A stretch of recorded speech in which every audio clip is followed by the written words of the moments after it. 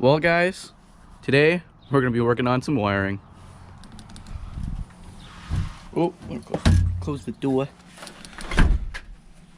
So anyway, previously I had a green Jeep. That's the green Jeep right there. And as many of you noticed, maybe I think I said in a couple videos in the past, I did roll that Jeep over, and there it is rolled. But anyway, I'm talking about that is because originally I had, oh, there's glare, more glare. I had this little 4-channel remote control to turn on and off all my light pods, my light bar, my rock lights. And this same kit was in that green Jeep, and I put it on the red Jeep, but the module has died, so we're going to replace that today. And I'm going to talk to you guys about a few other things you could go with turning on and off lights. Of course, having switches in your cab, but the reason I've gone this route with the remote is because if you're far away from it and you need to turn it on and you're not in your Jeep, you can't do that. But if you want to turn it on, all you got to do is just click the remote. But anyway, let's cue that intro. This could be us. So back to what I was saying. Could be us. Say please. Could be us. Say please. Could be us. Say please. Could be us. Alright guys, well, let's talk about this control box module thingy I have. Anyway, this is a product by Anzo Performance. It's a 4-channel remote. If you guys also know this company, they do make light bars, light pods, and they also do make turn signals, headlights, taillights, that sort of stuff. This remote number for the item number is 851067. There it is on the screen right there for any of you curious. What's in the box is obviously the 4-channel remote. There is the power lead and a ground lead already attached to it. That is also has a fusible link with it. And it does have the 4 channels, negative and positive. It does have some Velcro right here.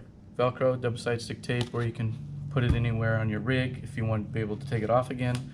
And it does have 3 mounting holes if you wanted to mount to something solid.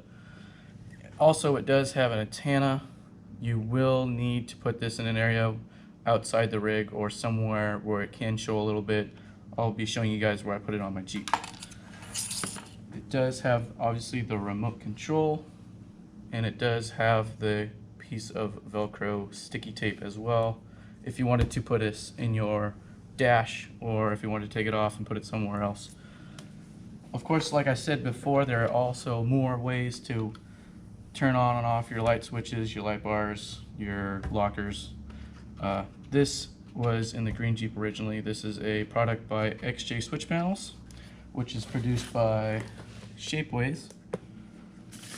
This used to be in the green Jeep. This was an overhead console mount for the green Jeep, which is right here.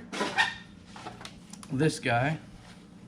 So basically this guy replaced the overhead garage door, and that went right here in the rig. Go and look at xjswitchpanels.com. They do have a lot more options from 84 to 96 Cherokees, and of course 97 to 01 Cherokees. And they are a little bit expensive, but if you want OEM style switches, they do look really good in a Cherokee if you wanted to look OEM or OEM Plus. Anyway, let's get to the red Jeep and replace the module. See you outside. Alright guys, got the Jeep over here next to the red van. Disconnected the battery here. This is the old module right here. It's kind of just flopping because the Velcro didn't stick. I have the harness wired in to the main power bank off the relays and the fuses, so the fuse box. and then the ground's over here somewhere, so I gotta fish this out, and after that I need to clean the dirt and the mud that's been collecting right there in the corner. So I got the vacuum on the ground here so I can vacuum the dirt, got some 409 to clean up the rest of it, and well, my rag's over there now, it fell on the ground from the wind. Right here. But anyway, let's get taking this off.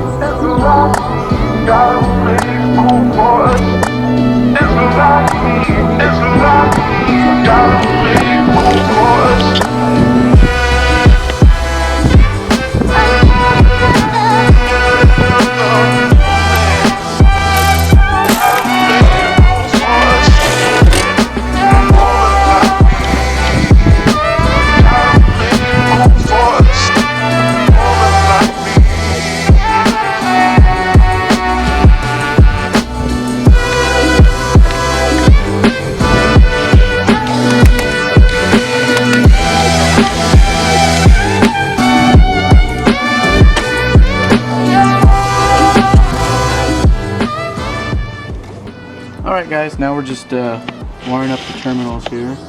I cleaned up our spaghetti loom a little better. I still gotta fix this other wiring. I'm waiting to get a 4-bay relay box for more switches inside. But all this setup is for is just to run my light pods and my rock lights underneath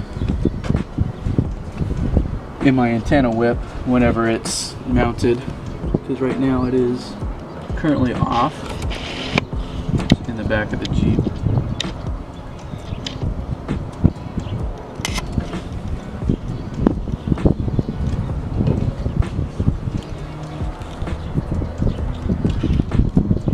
Ooh, that guy was long.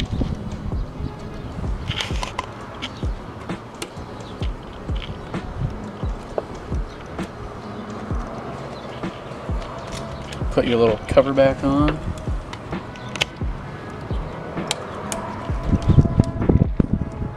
There it is. Now we can try the remote. I already put it on my key. So the first thing you need to do is sync it up. So there's this little button back here, and you press it and hold it. And let it go.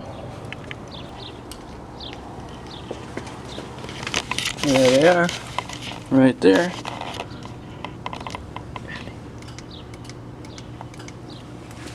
There's the light bar, which is probably hella bright, but there's the light bar.